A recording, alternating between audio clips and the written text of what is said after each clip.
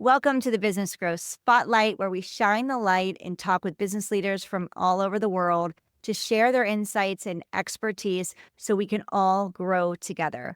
I'm your host, Heidi Schock, and I'm also the co founder of the Spotlight to Scale Accelerator, where we drive revenue for companies by making sure they are seen as the authority and go to expert in their industry versus just another product or service.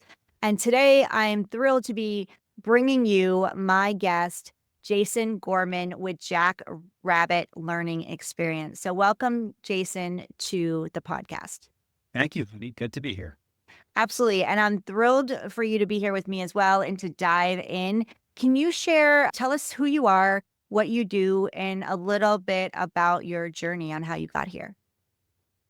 Sure. So my whole background is education and design. I have been involved in making mostly online courses from the very beginning of my career. I started as a teacher, did that for a little while. And then when online learning started to become a thing about a quarter of a century ago, I started to get into that. And that's really been what I've been doing. I started out in higher education. I've created courses, worked with professors who taught all kinds of different things, which was amazing. I got a lot of exposure to a lot of ideas and content. And as a younger person, that was pretty exciting. It felt like I was like getting a second education for free, having just come out of college. And I did that in higher ed for about 10 years and all in the Boston area, mostly creating online courses, but also working with professors and their kind of face-to-face stuff. And then I really took a pivot and went more into a consulting role. I worked for a company locally here that had been primarily in publishing. And their publishing clients were starting to see that their business model was kind of breaking down and that they needed to offer different kinds of products. So they started coming to the company that I was working for and asking for all kinds of unusual, exotic learning products online. And so when something's exotic and something's unusual, it means that the kind of typical ways of creating something don't apply. They don't work. And so I ended up really running point to do that kind of work. So somebody would come in with some weird, interesting idea to create some kind of learning experience, and everybody would look at me and say, "Can we do this?" And I would say, "Sure, let's give it a shot." And so for me, my career at that point was really all about figuring out if we have 10 different sized companies with 10 totally different verticals that want to create 10 very different kinds of experiences, how do we not start over every time? Because that's really inefficient. So me as a designer, as a consultant, how can I build a playbook that allows us to come into any new situation, evaluate it quickly, figure out what its goals are, and get going fast without wasting huge amounts of time?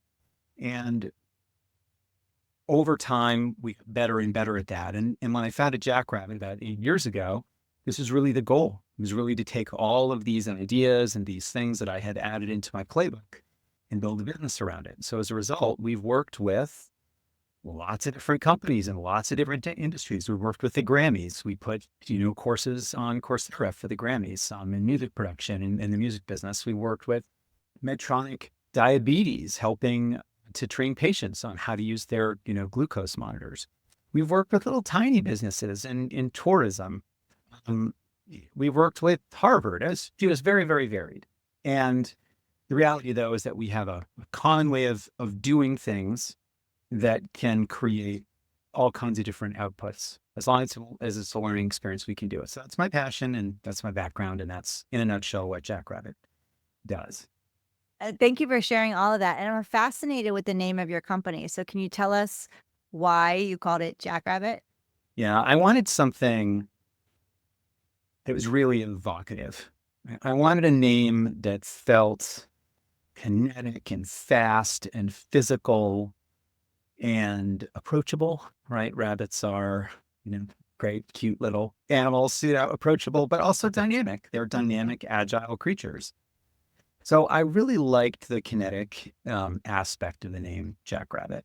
Also, it was a little bit of a tip of a cap to a team that I worked with at an old company who helped me put together part of what became my playbook. And so it was a little bit of an homage to them.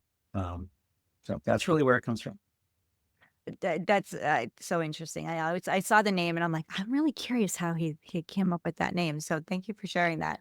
You mentioned that you work with a broad range of companies, and when many companies get started, they really were told to niche down. So I would love to talk about that a little bit, Mhm. only because you haven't niche. So or maybe you do, and I'm just not seeing what that is. And for our listeners, would love to gather that and to get more in tune with that information. So what would you say if a company is going, I wonder if I'm a fit to work with Jason? Who would be your target market, and what is the niche what is the problem that you solve if they're having that problem? For little businesses getting going, it's such an important question, but it is one of these things that if you answer it too quickly, it can really hurt you. And when we think about niche, we have actually thought about it along a few different dimensions. So one dimension is vertical. So who do we work with? So like I mentioned, it's everything. It's cybersecurity and it's everything. But we would really like to do more work and have been working hard to do more work, very specifically in climate tech and clean technology. We see Mhm. there is a huge need there to train people to do those jobs, to install solar panels and make buildings, decarbonize buildings, and even use the technology as end consumers because these technologies are different. So that is one area that we see. Other area is in healthcare, specifically elder care. So as we know, population is aging. We don't have nearly enough people to do the work of taking care of those who need it the most. And it's a real honest to goodness crisis in our country. And the need, again, for education and training is almost limitless. And we really feel like it's a place where we can make a really great impact and feel good about it along the way. And there's a real need. So those are two areas that we're looking to niche in terms of vertical. Another way that we are creating a niche is instead of doing the done for you model, which we still do. If somebody comes to us and they say we need a program, we can build them a learning program. But the other thing that we have started doing, which is very unusual, is we have a coaching program, a training program, a teaching program where we take businesses and organizations through a process to help them build their own capacity to do what we do, essentially. So if they want to build a team to make lots of courses over a long period of time, we can help them identify their technology, make the right hires, figure out what they're supposed to make, right? Put their playbook together. Um, you know, just all of the essentials of creating a good core learning operations function. We we do that as well. So it's kind of both the building and the teaching to do the same. Mm. So let's talk about the learning, because you brought up you do training and learning. And so most companies treat learning as a back office function, something that they have to do rather than a strategic advantage, and seeing it as strategy. So, how can businesses flip that mindset and turn learning into a real competitive edge?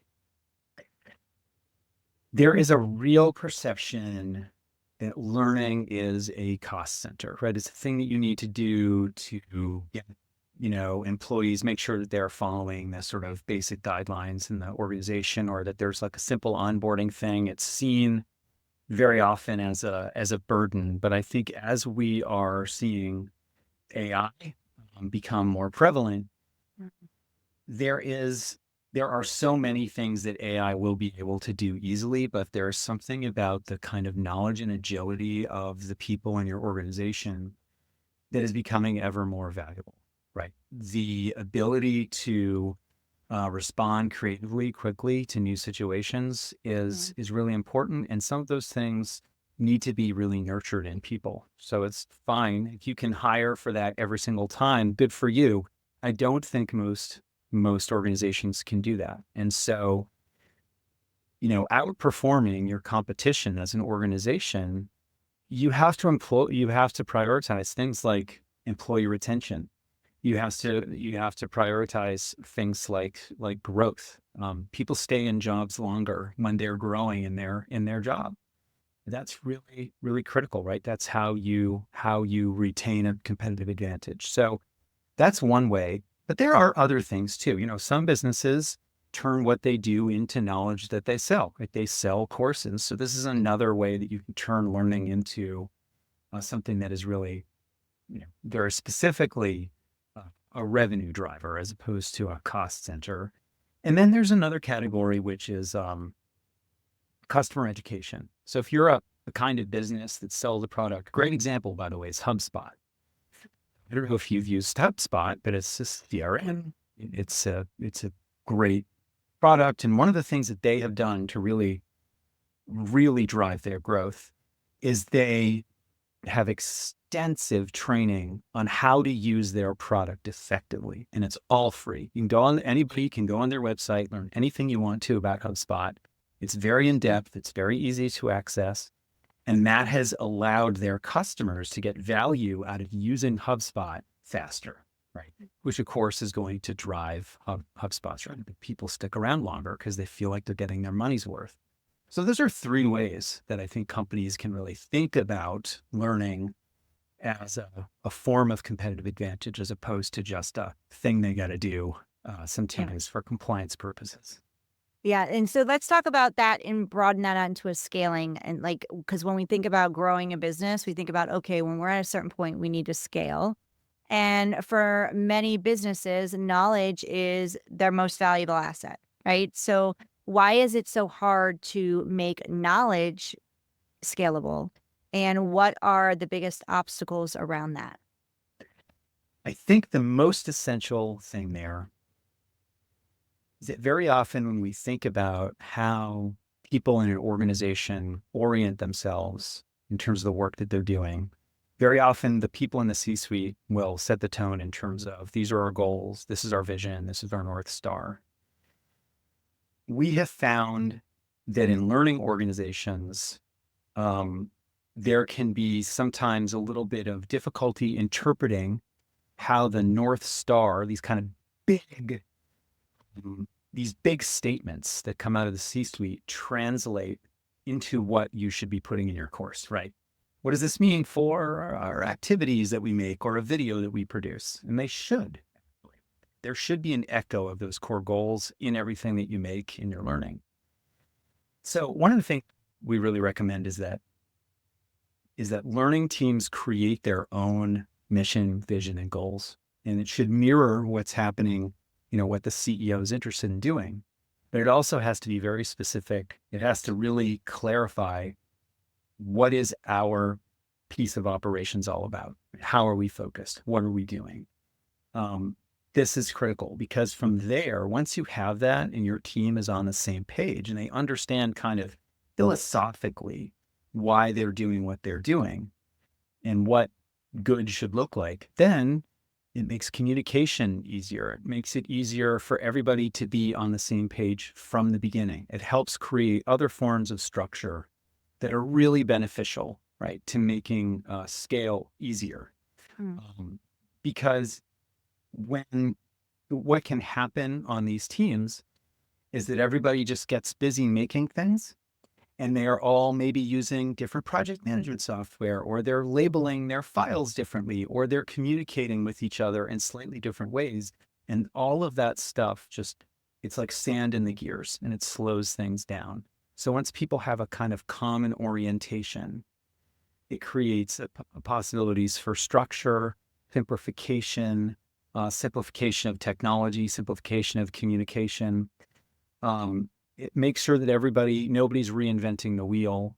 It just eliminates inefficiencies. And we really, at the end of the day, the biggest tool to help with scalability that brings it all together is a playbook. And playbook should have everything from roles and responsibilities, the templates you use, your workflows. It needs to be incredibly, incredibly detailed. Once you have that, then you're going to be able to add new people into your team. They're going to be effective in their jobs in day 2, 3, because they knew exactly what they need to be doing. That's when you can scale. That's when scale becomes possible. Yeah. So you have that step-by-step plan to bring you simplicity and efficiency. And at the end of the day, that should be everyone's goal, simplicity and efficiency in all areas of your business. So let's talk about CEOs. So for a CEO, Jason, that's listening right now, thinking our training or learning programs, yes, they could be better, but we just don't even know where to begin. What's one thing that they can do today to initiate or improve their learning strategy? It's a great question. Let's say every answer is contained in the right question. And I think the right question is to start by thinking about the end goal. So if I'm that CEO, I would be asking myself, what is the business outcome we're driving here? What is that thing? Again, it's this starting with clarity. It's very simple. It's kind of similar to my last example, but this is a pattern for a reason. Starting with that clear understanding is the most important thing, because everything else, if that's not there, is chaotic. And then the first step can be really, really simple. The reality is, if you're doing something really big, if you're creating a master's level course in logistics, that's a big undertaking, right? That's a big team with lots of different skill sets and complex timelines. But it doesn't have to be that, right? Your first step for your company or your organization could be as simple as putting together an FAQ library, shooting some short videos on you get your employees to shoot the videos on their phones, right? In the office, creating a little internal knowledge base, just little things to get started. I think it's important to get people involved in that work. Eventually, you will need, if you really want to scale, you will need people who are dedicated to doing it. But the reality is that everybody's had educational experiences. People are comfortable making this stuff, at least to some extent. And the nice thing is that AI is incredibly helpful with this, because you can just get on a Zoom meeting with your employee, or if you're face to face, you could just record your audio and just have a conversation. Hey, well, I'm really interested in capturing, what we do around this topic. You have that conversation, and it's just in a back and forth, and then you can put it into AI and say, look, I want to turn this into an FAQ. I want to turn this into a blog post or a standard operating procedure. Just do that for me, and it will do that for you. So those are really, really simple ways of doing it. And if these things are integrated in daily ways, it gets easier. But just choose a simple first step is my answer, I guess. Yeah, and you mentioned AI. AI is, for some companies it's new, right? But AI has been around for a long time in the background, just maybe not as prevalent as it's been in the last year or two. And it's not going away. It's only getting bigger and evolving.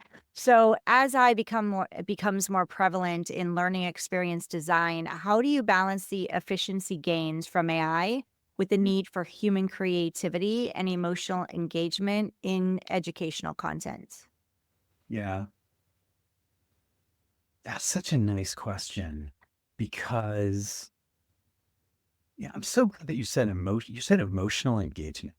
That's a great insight into what good education is, right? Great education is not absorbing information and being able to regurgitate it at the right moment. This is the thing we all knew when we were in high school, and we didn't want to do that in the first place.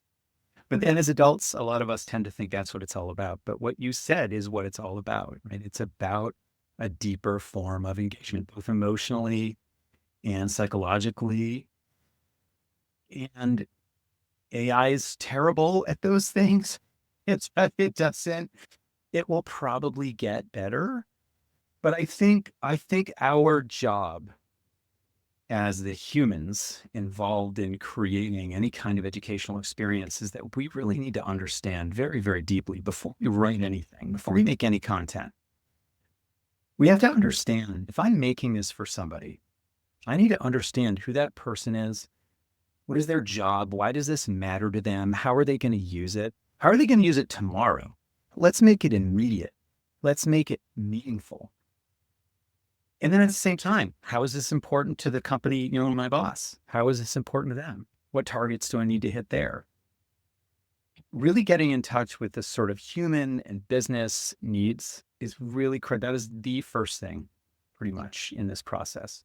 If you have a really good handle on those things, which you should do before even touching a tool like any kind of AI, AI can be helpful in learning about those things, right? You can interview people, record those conversations, find patterns across the conversations with AI. But that is the biggest first step. And if you really are in touch with those things, you're really grounded in them, it gets easier to make sure that AI is not giving you just garbage that's based on some general mean that's out there. So as you work with AI, in our experience, it's really just a matter of telling it really clearly what your targets are, asking it to create outputs, making sure that there's a really, really clearly articulated process of, okay, we're going to ask the AI to do this. And then exactly at this stage, this is where a human comes in. The human is doing these specific things, right? Checking for these specific things, thinking it through in these specific ways. It needs to be very clear.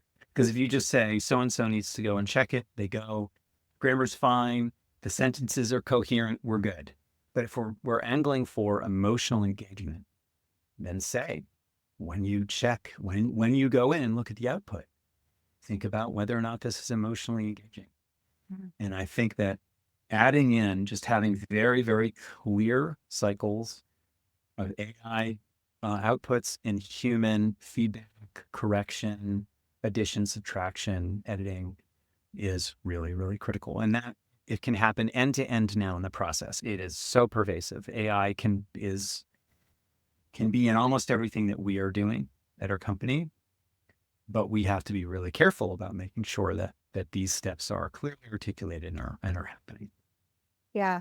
And the one thing I was thinking about when you were sharing this is that I worked with female entrepreneurs as a coach, and now we have an agency where it's a done for you process with visibility and social media and media, getting people in the media, companies in the media to expand their authority. And it's all about messaging, right? Same thing for you. When you're putting out your content, we're testing our messaging. And AI is a helpful tool. But at the end of the day, there are different personalities of people that are listening to it or reading it or consuming it, however they're getting that content from you. Whether for right now, it's a podcast. If you're on YouTube watching Jason and I, then you're seeing it and you're consuming it visually and verbally. But if you're listening from your favorite podcast platform, you're hearing it. But you're also, if you're on social media, you're consuming it in the written content version where I'm promoting Jason's episode. And if you're in my email list, you're also getting that. And there's different ways of putting out that content. Some people like long form. They got to have more information before they'll take action. Me, you send me a long email, I'm out. It's not going to happen, right? And I'm very verbal. I like to hear it, but I also like to see it. I'll read it, but if it's too long, my brain shuts down. It's like I need it in short doses. And you have to understand your audience, but also there's different personalities and different types of people consuming that. AI doesn't account for that, right? So as humans, like you're saying, you need somebody to come in and make those tweaks and make those changes. And then knowing who your audience is and understanding that you're going to have to put out different types of content based on or different, messaging, depending on what you're getting or what you're asking AI. There's multiple versions of that that you need to be utilizing. And also, is it verifying it? Is it right? Because like you said, AI is just gathering data from what's out there. We can Google, right? When we have a pain or something's going on with us medically, the worst thing you could do is go to Google and try and self-diagnose yourself. Same thing with that. They're just gathering information that's out there. We need the humans there to back it up and verify it. Yeah. So good. Thank you for that.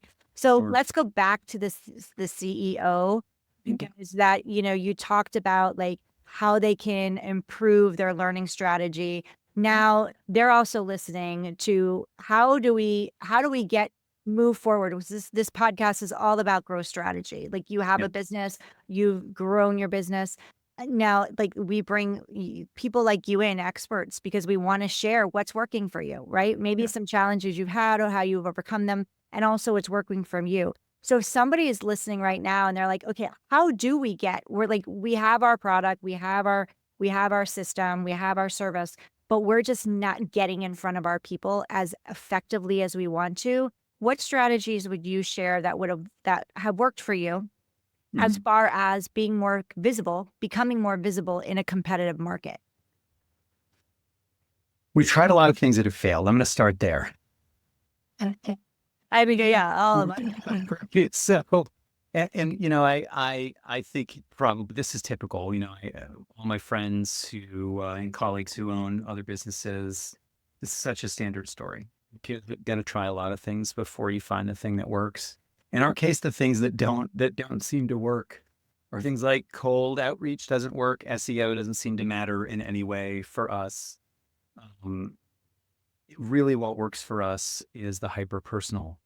It's providing value, really connecting with people, being helpful before, just from the get go, whether we're going to get paid for it or not sometimes, and certainly can't be all the time. But, whenever we can be helpful, we want to be helpful. So just to kind of give an example, as I mentioned, one of the things that we do is we help organizations um, build their own learning operations capacity. And so the first step in doing that is to diagnose where you are.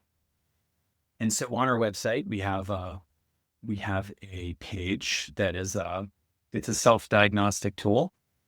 It's got 20 elements. It takes you through 20. It's like 7 minutes to go through this thing. And you select the things, kind of where you are. You say, all right, well, where are we with you? A question about technology. You indicate how you're doing with technology. A question about your learning function and how good you're learning, how good the quality of your learning is. You answer that question. At the end, you get recommendations based on your answers about where to start and how to build a roadmap.